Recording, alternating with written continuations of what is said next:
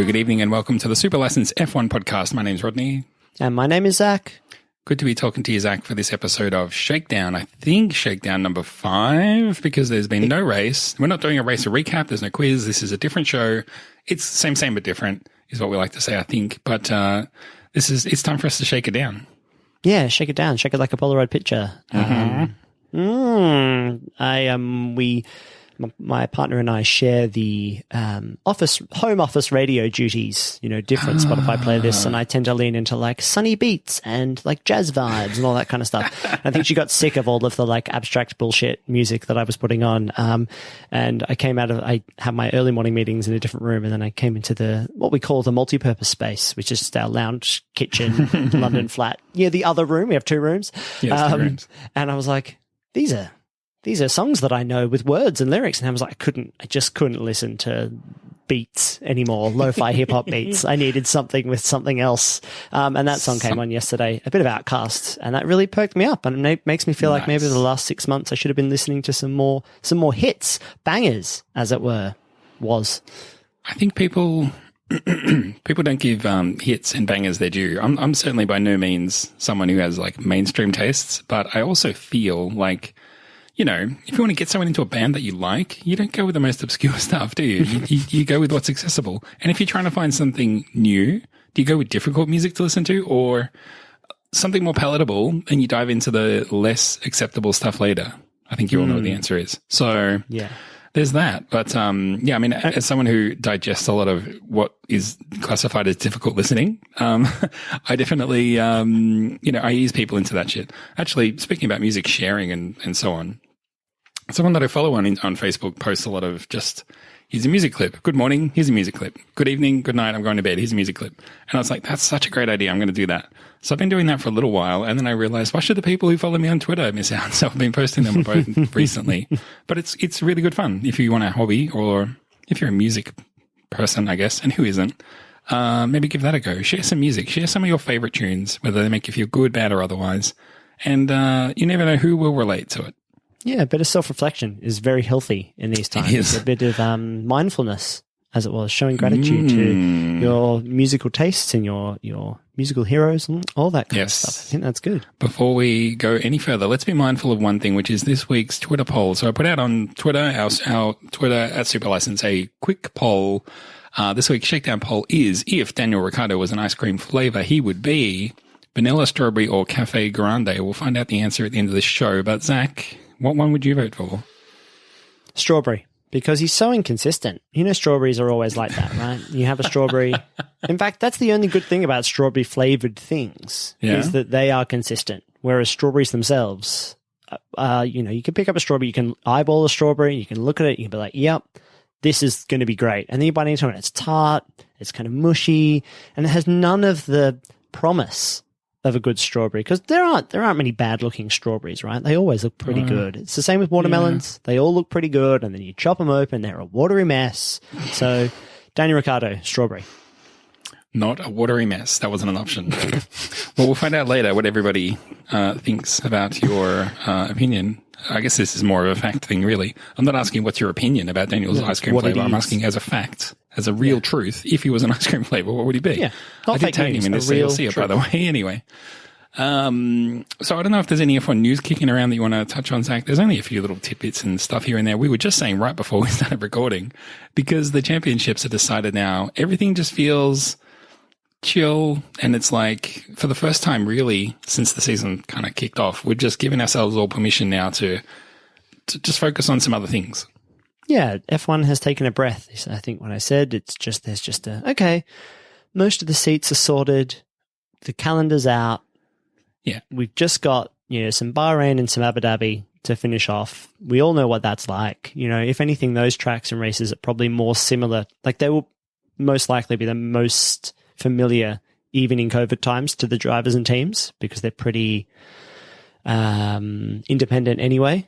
I don't think the drivers and teams do a huge amount of like local stuff in those races compared to, say, something like the Monaco Grand Prix or the Spa Grand Prix, those kinds of things. They're kind of a little more isolated and low key, I would say. And the spectacle really is the race and not really much else. And it has kind of felt like the teams have just decided just to be a little quieter, and there's less stuff. I even went to the lengths of following Charles Leclerc on Instagram because he had a flat tire on a motorway, and he was like live streaming the fact that he fixed it, and then he's like, it didn't work, and now I'm standing here on the side of the motorway with my Alfa Romeo, and like the tire, like he showed it, and the tire's like completely torn up around the rim. I was like, that's bad.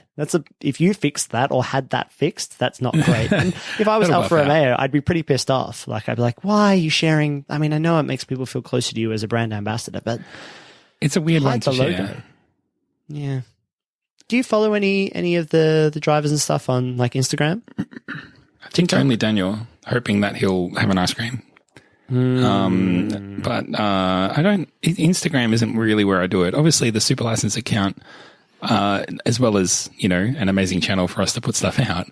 It's the primary place that I go to in terms of the people we follow to absorb journalists and teams and drivers and whatever. And I can also pick and choose because I have a custom list. If there's any drivers I don't want to hear from, just don't include them. Who's not in that group? No, I just go for the Twitter, really. Who are the drivers you don't want to hear from? What's your I'd love to hear these personal not prejudices, but the kind of like, look, I don't want to hear from X. It's just that I've seen one too many shirtless pic of Lewis Hamilton. I just can't. I just can't do it anymore. I just can't do it anymore. So he's done. He's on notice. It's not that I don't appreciate him or want to ever hear from him, because obviously I do, but it's overexposure, and I just don't need that in my daily scroll. It's but harder not on Instagram as well other than because, Daniel. Yeah, the big drivers, you see all of their stuff in the news anyway. So the smaller drivers, and I don't mean in stature, I mean in following or press coverage. Like at the smaller teams, I feel like they're the ones who have more. I don't know. They feel like they've got more skin in the game to market themselves, so they do more stuff on channels. It's true. But yeah, not a lot from Sebastian Vettel. Remember in the real early days when Daniel Ricciardo retweeted about the podcast? When he was, I think he was still at Toro Rosso then. But we were like, hey, you get heaps of talk on our podcast. Could you give us a retweet? And he did. And then you look back and you think, fucking hell. Yeah. No fucking way he would do that now. No. I mean, look, I wouldn't mind another retweet from Daniel Ricciardo. So if you're listening to this, Daniel, give this episode link a retweet, because we'll tweet about it. And if you're listening to this show, listener, and you would like to encourage Daniel Ricciardo, nothing mean, just, a nice thing. G'day, mate. Be subtle. Just quote tweet, mention him and say, hey, mate, this podcast loves you to death, regardless of how inconsistently you have been racing. Like a strawberry, you might say. Like a strawberry, you might say. Oh, yeah, exactly. Even though you're as inconsistent as a strawberry, a famously inconsistent thing. But they cannot, they really think your career is going to go to the next level when you finally got a Mercedes-powered car. And you're not me. Nice, I think you're a banana. Anyway, please retweet this. So if you could transcribe all of that, maybe into one hashtag, I think that would work really need nicely. A thread. Yeah, a full thread. Oof, oofa doofa. It's rough. It's rough. It is. It's funny because we were talking about this the other day about the kind of spike of content that happens around the race weekend. And it's funny when it gets towards the end of the season, even my capacity to absorb is kind of done. And because the sport has been so isolated from its fans and it's kind of just feels like a purely online thing this year, it's almost like everybody has lent into that. And I feel kind of, full. I've had enough, thank you. Formula One, I'm full. I just need the races now. That's all I really want. In fact, if you could do all 3 races this weekend, that wouldn't be too bad for me, really. Then we could kind of call it and give everybody a breather, a proper rest before we come back in like March next year. How would you feel about that? That's interesting, except that I was going to lead into the other thing, which was kind of the opposite of that. But anyway, it's an interesting idea. I think the problem, like we kind of said, was like there's this big concentration of content which is around the race weekend, and then it kind of nothing. Literally the air goes out of everything for a couple of days unless there's a big announcement. And I think that is sort of part of the problem. And I mean, obviously the problem is that it's almost too much. It's almost too intense on the race weekend and then too much of a come down. And it would be better if it was more balanced. And, you know, one part of that is filling in the blanks of when there's nothing happening, staying connected, thinking about things. It can be light. It doesn't have to be intense or anything.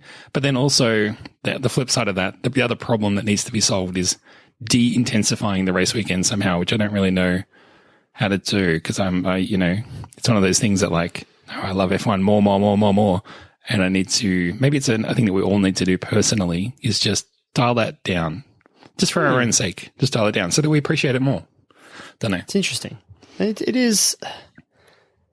That is being talked about, you know, in other sports and stuff as well. That there's just a lot of it. There's a lot of stuff, and it's Formula One is now competing with all of the other things that are trying to up their content output. You know, between all of the different coffee brands advertising to me on Instagram, and all of and everybody trying to get my attention. Content-wise, everywhere, Formula One is working really hard to try to get my attention there too, and I feel like I only really want to engage with it at that like high level, or that kind of one-way level on race weekends. And what I'm missing is more of the back and forth, and I think that's what you mean by kind of smoothing that curve a little bit and flattening it out, so we get the baseline is a little higher during the week and between races. And then it kind of peaks nicely on the Sunday and then kind of calmly comes back down post race. And then we kind of cruise on to the race after that without it just kind of dropping off a cliff and everything kind of disappearing. So is there some way, Rod, that we might be able to help with that? Perhaps by discussing things on more channels? You can say we've been thinking a lot about the big issues around the sport. Super License has a big announcement to make, which is, are you sick of following us on Twitter and Facebook and emailing us and checking the website every 5 minutes and updating your podcast feed and being subscribed in 7 different apps just so that we boost the numbers? Thanks very much for that anyway. No, one thing that people have kind of said is like, not on Facebook. Would love to join your group, but just not on there. Don't have a Twitter account. How do I stay in touch with you guys or whatever? One thing that we've been trying to think of, one problem we've been trying to solve is how do we still interact with you, but number one, ramp up your opportunity to interact with us and each other, but also number two, like get rid of some of the noise so that like if you don't want to, if you're worried about overexposure to bad news, whether it's Black Lives Matters or the US election or just foreign affairs or whatever, you're like, I want to follow you guys on Twitter, except every time I get on there, just feel bad about the world. Don't really want that. One thing that we thought we could do is set up a place which is it's a discussion place, like a little chat room, a little safe area where it's us and you guys.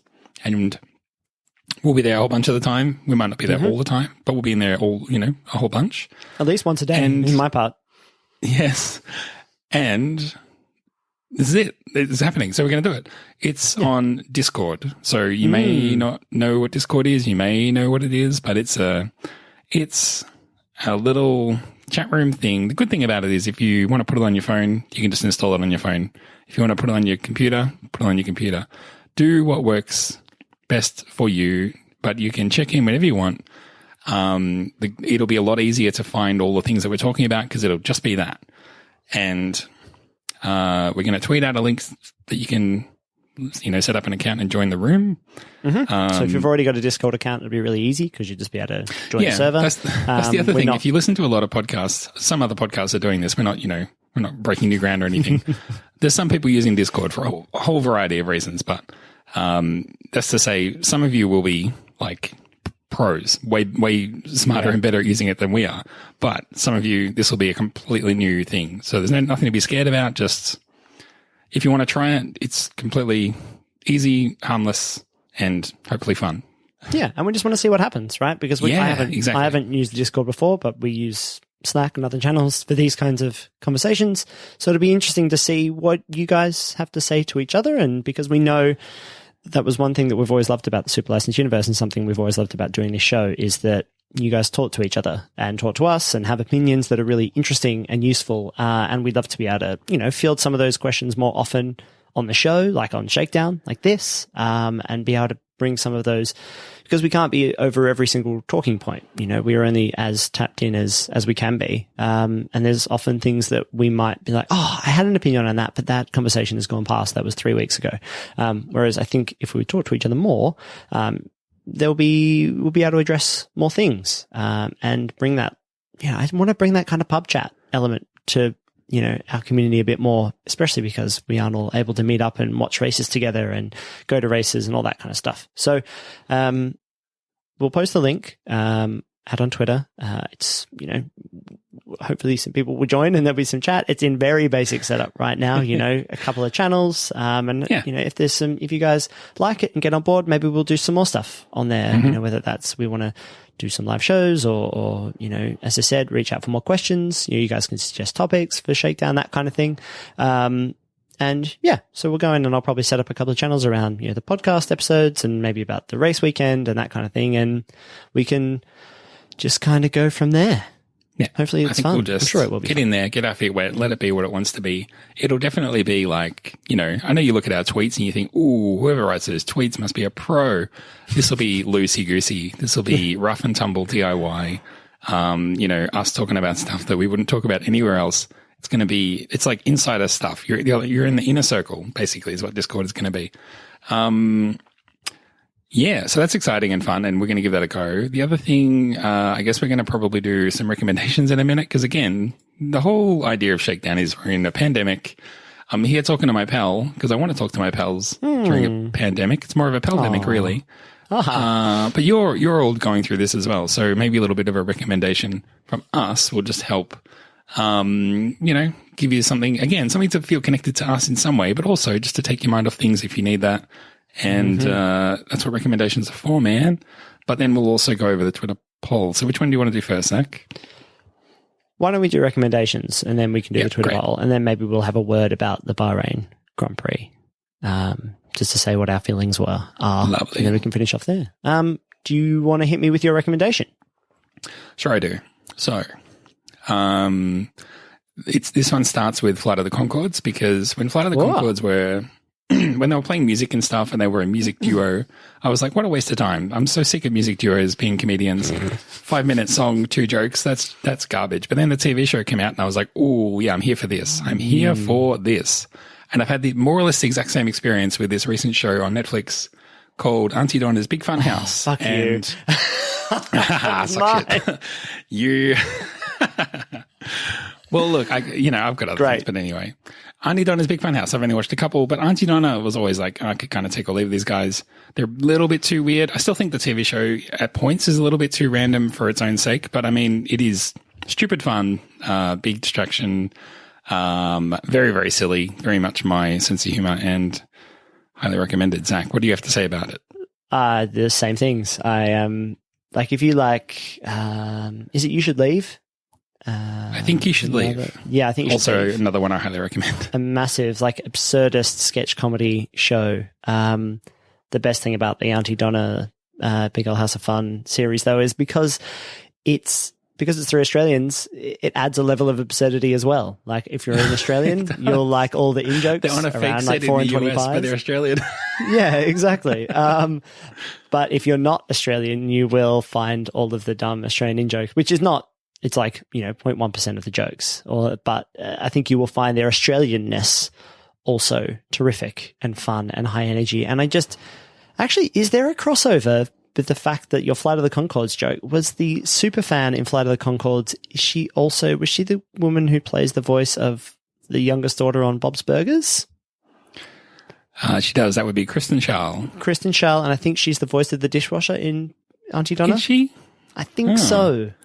Okay. So you've inadvertently done a 6 degrees of Kevin Bacon there. I'm good. Well done. Which is you all over. I've never played that game with you, but I imagine you would win every time. Then I've got a second recommendation. Let me find it. You pad for time while I find it. Yeah. So I really, really love this show. Whenever you think a sketch is going a little too long, just stick with it, because that's the whole fun of the show. And it is... You can get through it really, really fast, but I actually spread it out. I didn't just binge it. I was like, you know what? I just need 20 minutes of this in the day as a nice pick-me-up. It was one of the, a palate cleanser for the day, which is often, I think, important, just to it's 10 o'clock at night. I'm going to watch an episode of that and then go do my, that, and that ends the day. And then I can do my warm down, my cool down of I'll read a book and then I'll go to sleep and shut off the internet, all those kinds of things. This was just an absurd, out of world, just like that is character comedy at a sketch level. I hope you guys really enjoy it. And if there's way more stuff on their YouTube as well, but I'm just super happy for them. I've actually met those guys a couple of times. Cool. Because some other comedy people I know, and they were always really fun. Plus, you know, the guy, Zach, spells his name exactly the same as my name. So that's always a big plus. I love seeing my own name spelled correctly, so weird. Or what I would believe to be correctly in other places. He has a cameo in the show, and he's one of the executive producers, but it's Scott Aukerman is one of the hands behind the scenes. Scott Aukerman, you may know, is the host of Comedy Bang Bang and the second best Talking Heads podcast around on the internet. I have a second recommendation then, so because I feel bad. No. I stole yours. I even stole though your. You stole my front fragrances thing last week. But anyway. I can't believe. Are we the same person now? Is this just That's crazy? We need to get more diverse interests. Is the problem? I'm going to think of something that I hate and just pretend that I like it next time. My second recommendation. You mentioned 6 Degrees of Kevin Bacon. I found this online tool game. I'm not sure what you would call this. Called connectthestars.xyz website that you go to. And it just automates the 6 degrees of blah, blah, blah. So you go to the website and you can either type in the name of movie stars or you can just pick 2 at random.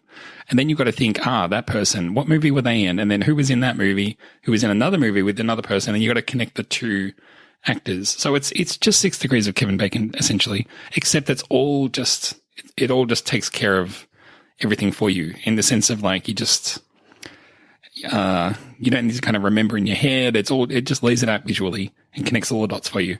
It's more fun than it seems. And I don't know if you would call it addictive, but, once you do a couple, you kind of like, if you like challenging yourself, you can sort of go, I need to think of a movie. What's a movie that Robert De Niro and Dustin Hoffman was in? Wag the Dog. And you put it in. Of course. So yeah, really good if you're into that kind of thing. And you know whether or not you're into that kind of thing. Yeah, exactly. You know. Yeah. You know. You just know. You just know. Well, I'm going to give a bonus suggestion as well because we had the same thing. BoardGameArena.com. If you're looking for Zoom games to play or looking to play games online with other people, this is a really simple site. I know people talk about you can get Tabletop Simulator on Steam. People got to pay for that and organize all that kind of bullshit. But there's a nice few games on BoardGameArena.com. All you need to do is one of your friends needs to get a premium account. It's like $4, I think, a month, something like that. And then you can play with all your other friends and they can all have free accounts. So you can work out how to pay for that properly. But it's a really nice, simple thing. And you only need a web browser. You don't have to have an app installed or anything like that. You can do it on your phone or an iPad or a tablet or a laptop or a huge tower gaming PC, which would be total overkill for this. But really simple for card games. And it's really good. I always find these like online board game and card game helpers when you're learning new games or when one of your friends knows the game. And it's particularly hard to like set up or like, which card is the highest here out of all of these, all that kind of stuff. Because the computer does that stuff for you. So like rounds move really, really quickly. So games that might take 40 minutes and they take like 20 minutes and you can play more of them that way. And it's been really fun, really simple because we all got sick of like Zoom call quizzes. So we went on the hunt for like, okay, how can I play fun card games, but more simply online with 4 people at once? And this website it's really low res. It feels like something from like 2006, but it actually works really well. So, BoardGameArena.com. Great picks. The Shakedown poll, the way it's shaken out, the way it's shaken down, you might say. If Daniel Ricciardo was an ice cream flavor, he would be vanilla, strawberry, or cafe grande. So I can say that rightfully, the loser, in my opinion, the rightful loser is vanilla with only 21.2% of the vote. In second place, the first loser, strawberry with only 24.2% of the vote. The one that I would have voted for, Cafe Grande, a whopping 54.5% of the vote. Daniel Ricciardo is tagged in this, so he will see it, and I'm sure he does approve. Let's just say he tacitly approves through his non-disapproval. How about that? Yeah, that feels like enough merry-go-rounds to go around to get to that point. Yeah, that's circuitous enough. All right. So yeah, don't forget the Discord. Zach, was there something you were going to say about Bahrain before we go? It's the duck looking at its tail track. It's got 2 really long DRS points. And it was first run in 2004. The circuit length is 5.4 kilometers. Race distance is 308.238 kilometers. Lap record. Oh my God, you'll never guess who has the lap record. Set in 2005, 1 minute 31.447. I don't know why that's useful to you. Do you want to have a stab? Sebastian Vettel, 2005. No. How about that? It's can't be right. Pedro De La Rosa. Ah, it was gonna be my next one. Yeah. It was gonna be my next guess. Thought so. Wow, there's a whole super license quiz here. There's a lot of information. You know what my favorite thing about the Bahrain Grand Prix is that the first race was in 2004, and that race was won by German driver Michael Schumacher for Ferrari. Fernando Alonso was the second Bahrain Grand Prix. He won the second Bahrain Grand Prix for Renault in 2005, and then became the first repeat winner in the middle of. He became the first repeat winner of the Middle Eastern race in 2006. Brackets again for Renault, the team that he was driving for. I just like things like that. Do you want me to answer the question which you've implicitly asked, which is what's the circuit like? Which one? Yep. We'll be using two in 2020. The first for the Bahrain Grand Prix is the standard GP circuit that's been used in every year bar 2010. Of course, you remember 2010 when F1 briefly switched to the 2.3 kilometer endurance circuit. Of course, you remember that, Rod. And a track that usually provides great racing and overtaking and is crowned by the tight, downhill, off camber, left at turn 10. And fast run through to turn 12. People know this stuff, don't they? This is. I'm just reading this from the F1 website, but people know that stuff, right? Like everybody could have said that same sentence. You love to see it though. Yeah. But the Sakir GP, which is the one after this one, are we doing Bahrain first and then Sakir? I can never remember. Yeah, I think that's right. Yeah, that's right. Wait, we're going Bahrain twice. I thought it was Abu Dhabi twice. No, it's Bahrain twice and then Abu Dhabi. So. I don't know what the difference is there. Excitingly, drivers will race under the floodlights on the more open outer circuit. Oh, yeah, this is what people were talking about, right? The outer circuits, like Daytona. Yeah, sure. Just like Daytona. Yeah, probably not like that, though. Arcing left instead of right at turn 4. Wow, I can't wait to hear really tell the big differences between these two tracks, because that's what the talk's going to be about. I think... So a couple of weeks ago, someone that I work with is just starting to get interested in F1 after having played the game a whole bunch. And he's like, I've been playing the game so much, I feel like I should watch some races. What team should I go for? And I was kind of like probing, like, do you want a front runner? Do you want a team with great history? We don't do that here. Do you want a team on the rise? Blah, blah, blah. He was like, I'm kind of thinking Aston Martin. I was like, Aston Martin, but you know that's Racing Point now, right? And he's like, oh, I didn't know that. Never mind, they suck. And then that was, of course, the week where it looked like, Stroll was maybe going to win and Perez was on the podium. I talked him out of it, but, at the same time, they had a fluky race and they were doing really well. But I feel like the fluky races are all behind us now. The next three, this is also, I think, why there's a bit of air out of the room, is that the next three races are just going to be kind of by the numbers affairs. They should put sprinklers on the track, Rod. I feel strongly about that. Fucking hell. Well, thanks for listening. See you next time. Till then, my name's been Rod. No, I refuse. I want to suggest something quickly. It. I know. Unless. I want to do that show. I want to do a show where if people who are new to Formula One, we help them pick teams. We should do that. I feel like we almost need like a flow chart. Do you this? Yes. Then go down over here. No, go over here.